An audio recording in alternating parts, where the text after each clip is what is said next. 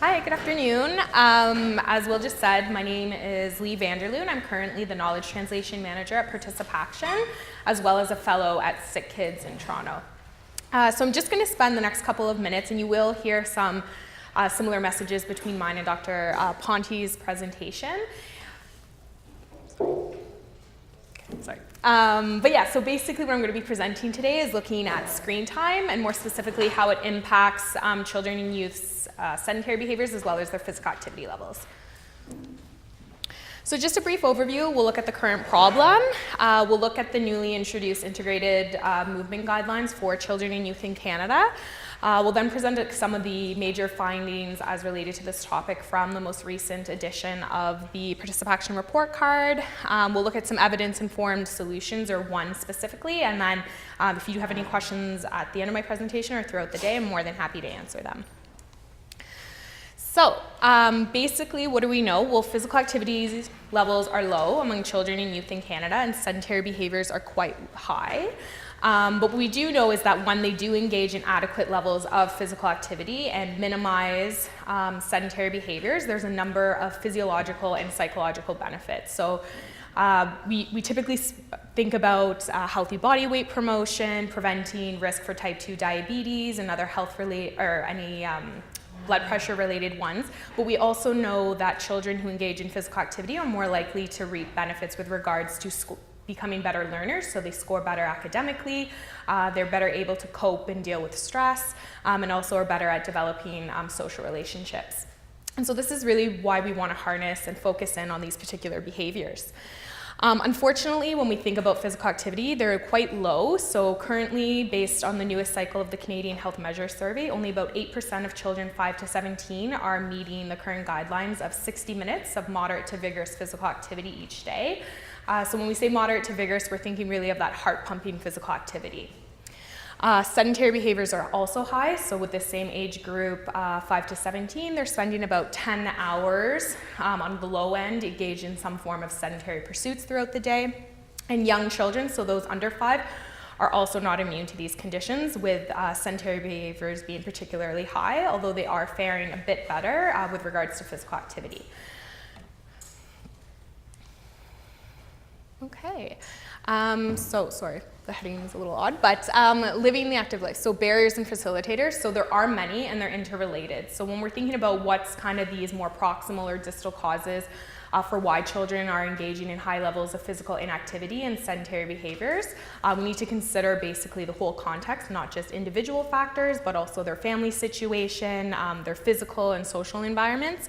So just a couple examples, and it's by no means a comprehensive list, but we see social supports, the rising costs of engaging in physical activities or sports, accessibility, education levels, the temperament of the child just might be more interested in doing more seated, quiet activities, role modeling from any important authority figure in the children's life, and also this shift to becoming more obsessed with the best. So one sport training or athletic elitism, which tends to focus on just the kind of the top tier children, and we're kind of forgetting about all the rest. So now I'll just present kind of the 24-hour guidelines. So when we're saying that, X number of children are failing to meet these guidelines, we'll specifically look at what specifically are these benchmarks.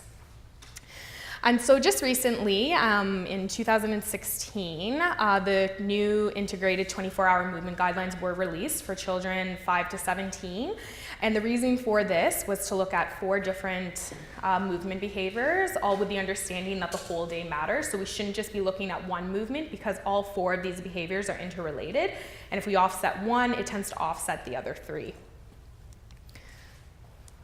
Okay. So first is sweat. So that's basically that moderate to vigorous or higher intensity physical activity, and children are recommended to achieve 60 minutes of moderate to vigorous physical activity per day.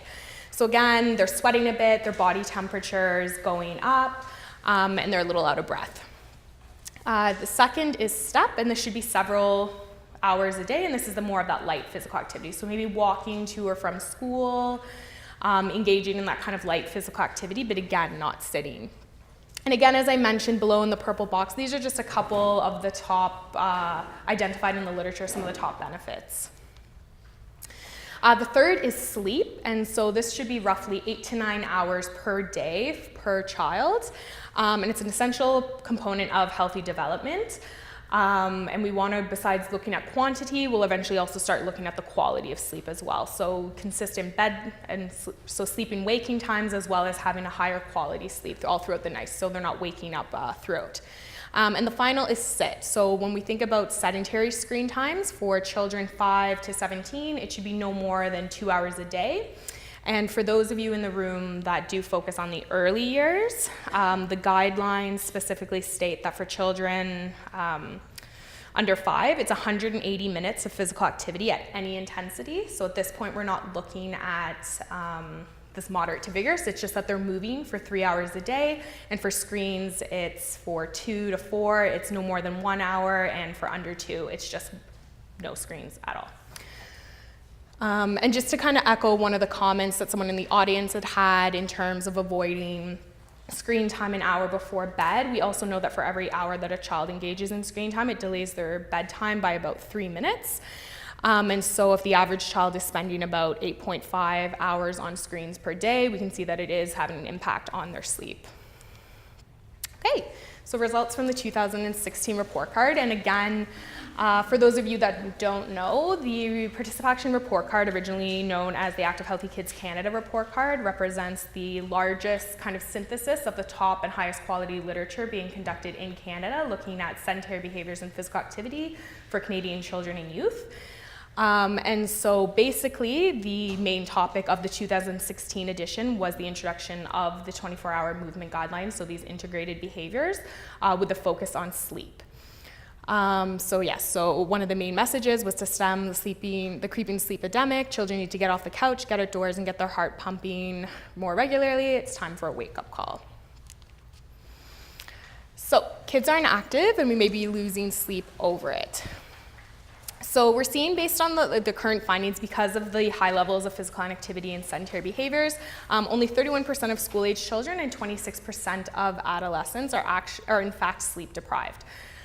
So again, this is a situation, and there has been some discussions in the media you may have seen recently about, even starting high school 30 minutes later, just to give them that extra time to accumulate some quality sleep.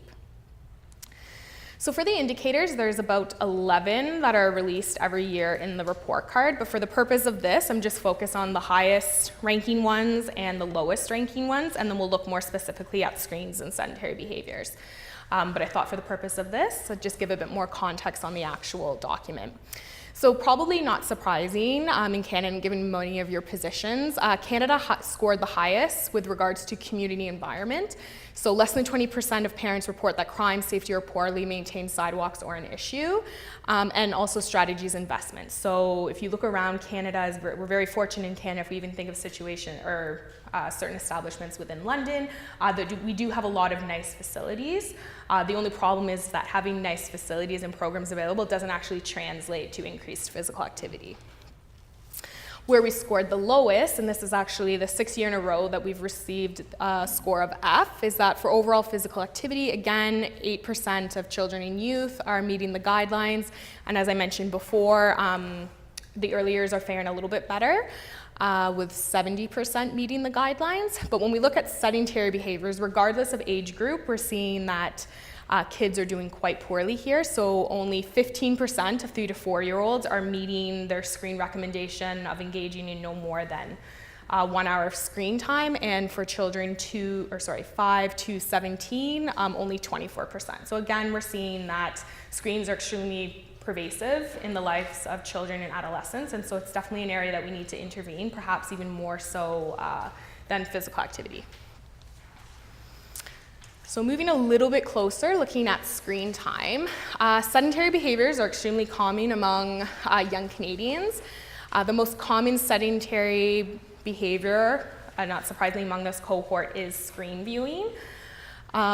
So as I mentioned, the trends for high school students, they spend an average of 8.2 hours per day in screen-based sedentary time. So if we think about it over the course of the day, next to sleeping, children and youth spend the most amount of their time engaged in screen viewing activities. So that's quite a little bit startling when we're thinking about all the different things a child can do in the day, and that next to the large amount of time that they're spending sleeping, the next thing that comes after that is screens. There are many negative associated health outcomes related with screens, and again, this is in no way an exhaustive list, and a lot of this is already building on what Dr. Ponte had presented. So when we're thinking about physiological ones, we're having an increased risk for type 2 diabetes and other issues related to metabolic syndromes, increased risk for overweight and obesity, and actually for every 1.5 hours per day, some recent research has shown that a child's risk for overweight or obesity can increase as much as 50%. So again, a little bit of a cumulative effect if they're spending so many hours per day over an extended period of time. If we're moving more into some of these psychological issues, children may encounter issues with developmental delays, speech language, poor academic scores, increased feelings of anxiety and depression, and poor feelings of self-esteem. So again, we can see that engaging in high levels of screen time goes much more beyond just the fear of my child may be at risk for gaining weight. There's a lot more that comes with it, and so we need to be thinking about the child as a whole. So impact on health behaviors specifically, children are more likely to consume higher amounts of unhealthy food while watching screens, particularly TV, so higher in salt, fat and sugar, and I know one of the other presenters today, I believe, is going to be speaking more specifically to that first point. The majority of screen viewing does occur in a sitting or reclined position, and so that's what's most of concern. Obviously, there's opportunities that, some schools, they're fortunate to have some standing desks. And so it may remove some of the negative consequences of sitting constantly, but absolutely not all, as we know that screen viewing does have many more negative consequences beyond just the physical ones. And excessive screen viewing replaces opportunities for more active play. So this is really where my work comes in. So contrary to popular belief, children are no longer naturally active. I think that was a widely conceived thought that we've had for so long, particularly younger children. But we're seeing that that's actually not true, and actually providing increased opportunities to engage in screen viewing is actually displacing that in their day, and more specifically moderate to vigorous physical activity, and that particular intensity, so that more heart pumping physical activity is what's related with more higher or better health outcomes and psychosocial outcomes as children age. And again, what was already mentioned, background TV can interfere with sleep, quality time with family, and language development, all of which predict learning success. And where I find this final point quite important is that a few years ago, there was a huge, maybe more than a few years ago, maybe 10, there was a huge push on those videos, Baby Einstein, that this was supposed to give your child an added edge with a number of things, but we're actually seeing that that's not quite the case, and that it's actually having more of a negative impact, and that actually sitting with your child and reading with them or allowing them to engage in more free play, imaginative play is actually having much better outcomes, and in fact allowing your child to engage in physical activity or being more active actually creates for better learners. And so this is where the large body of research is recommended in alliance with the Canadian Pediatric Society's position statement. So if we look more specifically just in particular environments and with younger kids, we're not seeing any differences. So in 2015, a very wonderful review was conducted looking at screen viewing in childcare among young children. And what we found is that it did vary, but overall it was found that the childcare environment was a conducive environment for screen viewing, which does kind of go against what's the current recommendation of not having screens within the childcare classroom. We did find that in comparison to home-based settings, so home-based childcare or family childcare, in comparison to center-based childcare, the homes were a little bit more conducive. Some of the reasoning behind this is that not all of them are licensed or regulated, so they don't have a particular necessary guidelines that they have to follow. Or there is one child care provider providing care for a number of different children of different age ranges, and so sometimes based on both some of the quantitative and qualitative evidence that was reviewed is that it's an easier activity that all the children can engage in. We did find that screens and screen-related activities were accessible in the childcare, so whether there'd be TVs, but it was most commonly having a computer that the children were able to access. So during their free time, it was always an activity they were able to choose to do. And some correlates, so factors that influence the likelihood of children being able to access screens in childcare. There was a negative association between high staff education, so the more highly educated or in tune with the literature the staff were, the less likely the kids were to engage in screen time and care. And also the type of childcare had a positive association with more screen viewing being or taking place within the home childcare environment. So these are some research gaps, or kind of where we think we're moving next. We need to better differentiate between the effects of screen-based versus non-screen sedentary screen-based activities. So again, not all sedentary behaviors involve screens. So there's sedentary behaviors such as coloring, engaging crafts, puzzles, seated desk work that are still sedentary, but they don't involve a screen. So what are the difference in health impacts are we seeing? We need to, in terms of assessing sedentary behaviors, using different monitors that help us better assess that. Research on new screen time devices such as tablets and smartphones. So the majority of research that has been conducting has focused primarily on TVs as well as computers and laptops, but not a lot with smartphones and tablets, and giving today's era with them being so prevalent and probably more highly used among young populations, we need to start focusing there, and so this might change some of the trends. Maybe we'll see that even more screen time is being participated in. And then also future work should account for multitasking of different types of sedentary behavior. So some overall recommendations, and these are just kind of, I tried to do a little different from what you've already heard. We do want to encourage families to develop household rules and limits around screen time. So let this be a family effort, that family rules around how much screen time they'll engage are set, and to do so from a young age so that they're carried out throughout the lifespan. And excessive screen viewing isn't only bad for children, it's also bad for adults too, so we should all be a little bit mindful of that. We want to remove screens and media devices from the bedrooms. So there's been a lot of research showing that kids that have TVs in their bedrooms are actually at an increased risk for developing obesity and other weight-related issues. So again, removing them from the screens, as Dr. Ponte mentioned, not viewing screens any closer than 60 minutes before bedtime. And then avoid using screens as reward or punishment. So again, not using them as a way to, if they do something good, that you give screens, or if they misbehave, take it away. It shouldn't be viewed as that.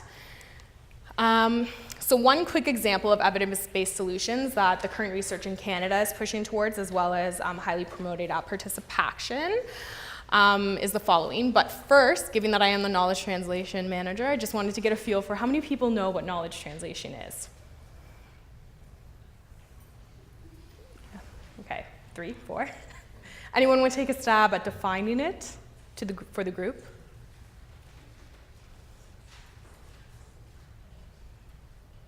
Molly? Well, I'm no voice. Oh. Translating the evidence into Leigh language so that everyone can understand. Absolutely, yes. Understand. Yeah, I hope you feel better. But yeah, it's exactly that. It's basically taking the evidence and what's currently out there, and how do we transform it, change it, or disseminate it into more public-facing or lay-friendly language.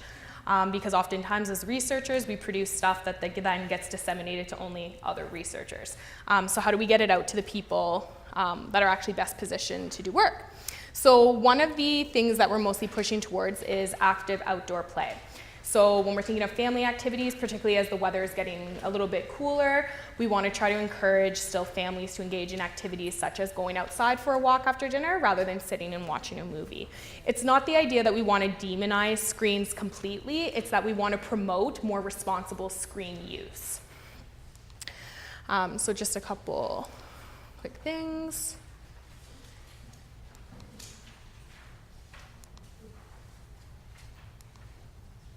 Okay, so participation in collaboration with a number of key organizations across the country came out in 2015 with a position statement on active outdoor play.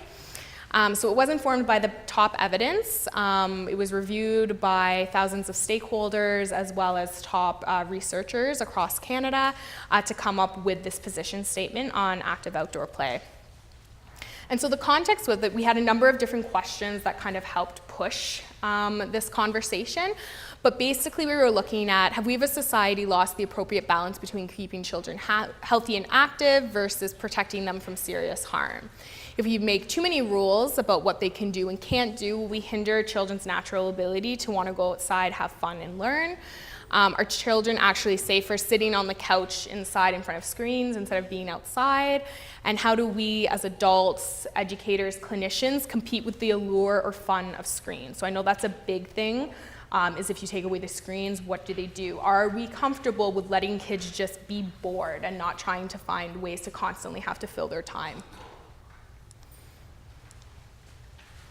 So what the evidence is telling us is that when children are outside, they move more and sit less, and they play longer, and this is great. We certainly want to promote that. Hyper-parenting to the extreme limits physical activity and actually can harm mental health. And when children are closely supervised outside, they're less active. So they're a little bit more timid, and they're less likely to go out and explore their surroundings. And some of the things is that outdoor play is actually safer than you think. So with our experts, some of the things that we did do is we did talk to law enforcement and looked at a number of reports, including some from the RCMP, and we found that the odds of total stranger abduction are about 1 in 14 million. So when we see that, and I know that's always like a large fear driving, we want to keep our children safe, and so absolutely we want to do what we can to protect them from harm. But if we really look at the facts, is that it's very, very highly unlikely that a total stranger abduction would occur.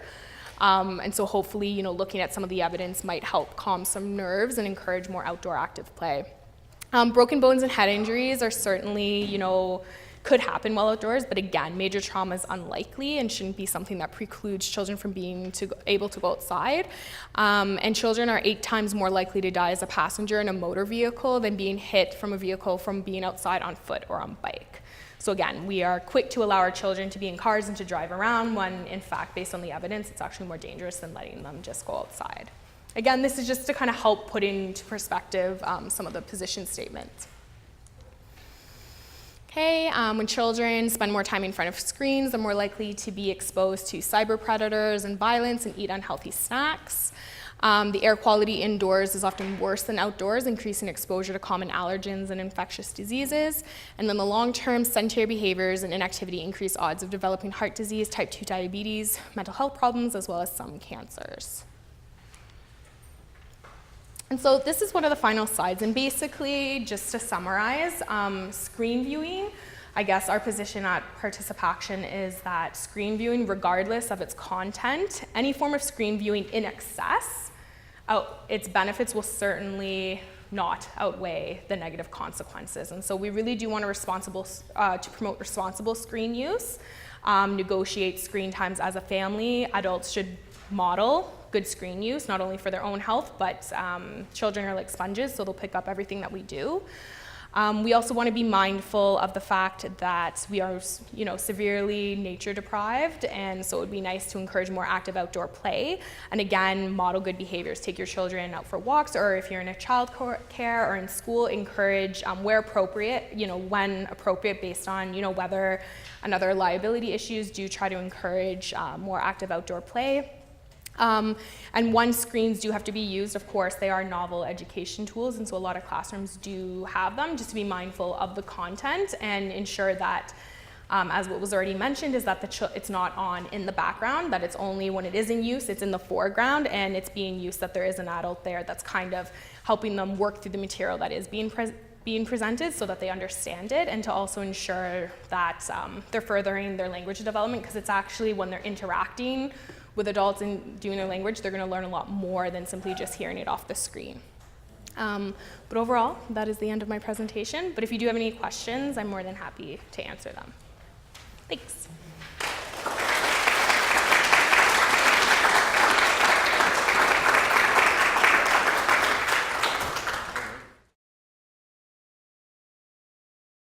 I'd say definitely within the school environment and childcare, the research suggests, and we do know just from, anecdotally, I'm sure from your own kids or depending on the environment that you work in, schools and childcare do tend to be quite sedentary environments. Again, that could be because of the curriculum demands that are learned, so a lot of the learning happens to be seated desk work. But there's certainly ways that we can make those environments more active. So can they be learning if the child is counting from 1 to 10? Can they do activities march in one place from 1 to 10, do arm circles 11 to 10? They're still learning. It's not taking away or pushing out important curriculum demands, but it's just finding ways to kind of interrupt that excessive sitting time. Also, once they're outside of school, yes, one would think that then they have an opportunity to be more active. But unfortunately, if they have other demands, if they're enrolled in certain activities or if they're going home to do homework, again, that requires sitting, and they might want to go home and decide to play video games or watch TV. So yes, the opportunity and potential for them to be more active outside of care is certainly there. Is it actually happening? I wouldn't be so sure. But yes, it does exist. And this is why we really want to focus on when we try to improve physical activity levels among children and youth and decrease sedentary behaviors. It's much more than just a parent issue. It's much more than just the education system, clinicians, primary health care. It's really everyone needs to be involved because the children are going to be under the care of so many different individuals throughout the entire day. So at Participate Action, it's a nonprofit. I do a lot of community-based work, but then I'm also in the hospital. So it's different settings. I wear both those hats, but again, you can very easily see it's a very multifaceted problem that requires a lot of different champions in different sectors.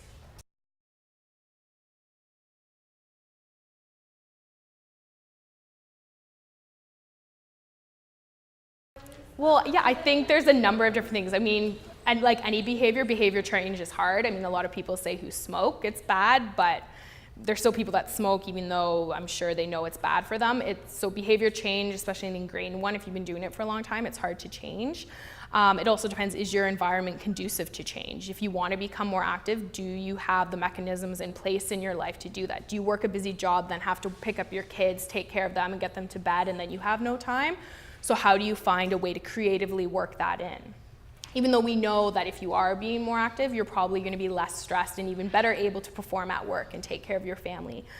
I think another thing is that with some things like physical activity and sedentary behaviors, we're slow to see the negative impacts that it have on us. So I think if you tell a child, be really physically active now because in 50 years you're going to have a healthy heart, it's not as convincing. So I think that's harder, whereas a lot of other things you get that immediate kind of feedback, good or bad, and it'd be more likely to trigger. And we know that, as adults, most people don't change their behavior unless if they have a reason to. Like you got an unfavorable, diagnosis or some information from your doctor that said, listen, we should really work on improving your physical activity levels. So again, that's why, like all these problems, it's a huge issue, and really we want to try to change the norm and make physical inactivity and sedentary behaviors the new smoking, and that, we made smoking, not smoking the new norm. How do we make physical activity the new norm? So it's going to take a lot of different people, a lot of time, money, and resources, but how do we shift that needle that being active is just a natural part of our Canadian identity?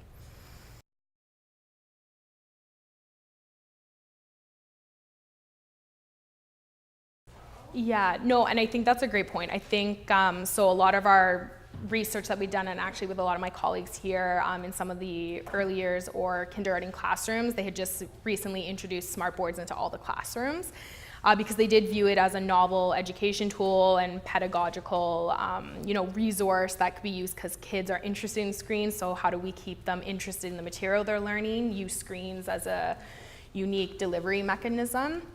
So I understand the perspective from that, but at the same time, I don't know if that's necessarily the best way to go because they're just being further exposed to screens. I mean, we have seen examples where they used it to, convey a lesson for a short period of time where there was a more active component, like they were learning the alphabet and they're dancing, had some music. I mean, it's better than them sitting in a circle and listen to that, but I agree, it's hard to compete when so much money was invested into the introduction of these screens into all the classrooms. kind of compete with that. So it's same with climbers. Like outside, we know that children are more active if they're able to free play and have more green space, but a lot of schools spend a lot of money on really nice playgrounds when we know that they are not actually as active on them as free space.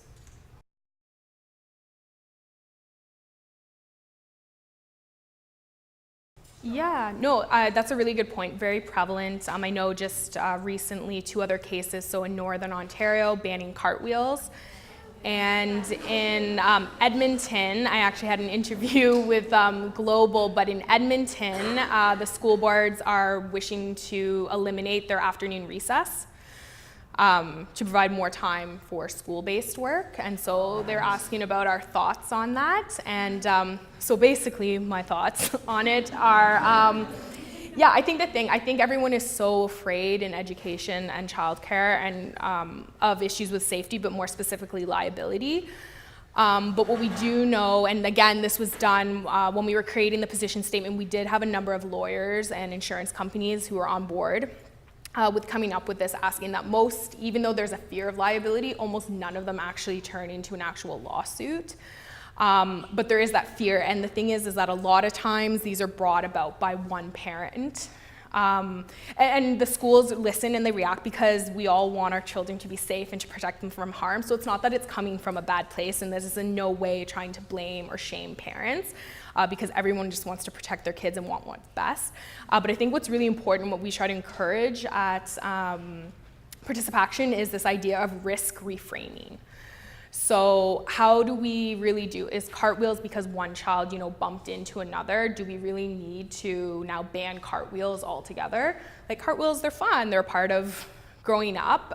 Do we need to maybe recognize and be safe that, maybe it just takes a sit down with the kids and saying like, if we're gonna be doing these, like understand personal boundaries and understand that if someone's gonna be doing that, it's probably not best to try to run into them at the same time while they're doing it. That use this as a moment to educate the children rather to just eliminate it originally. A lot of times, again, back to the example with climbers, there is a fear that, we've talked to childcare providers, classroom supervisors, lunchroom supervisors, and again, there's this fear that if kids are outside running on the climbers, they don't want them to run, so they go up the side, once they come down, they walk back to go up again because they're afraid that if the children runs, they might fall and scrape their knee. Again, are we becoming too protected or too bubble wrapped? And because of this, we're not making outdoors fun anymore. And just like adults, if you don't like the activity you're doing, you're not going to want to continue doing it. And so if we kind of restrict and place so many limitations and so many rules on just having fun and being outside to play, kids aren't going to want to do it. They're not going to want to be active, and maybe that's part of the reason why we find ourselves in this situation. But I think that's a really great suggestion, and we're seeing obteen examples of that constantly. So yeah, risk reframing is kind of how we try to practice. Awesome. Thank you very much.